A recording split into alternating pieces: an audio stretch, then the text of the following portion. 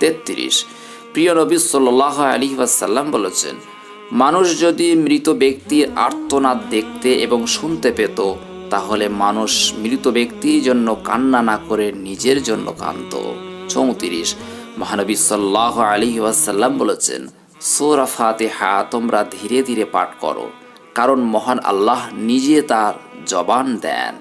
35 রাসূলুল্লাহ সাল্লাল্লাহু আলাইহি ওয়াসাল্লাম বলেছেন, কিয়ামতের দিন যে জিনিসটি মুমিনদের পাল্লায় ভারী হবে সেটি হচ্ছে সুন্দর উত্তম চরিত্র।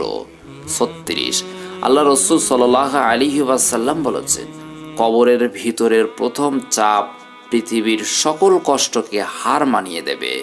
37 হযরত মুহাম্মদ সাল্লাল্লাহু আলাইহি ওয়াসাল্লাম বলেন, যে ব্যক্তির অন্তরে এক সরিষা দানা পরিমাণ অহংকার থাকবে সে জান্নাতে প্রবেশ করতে পারবে না।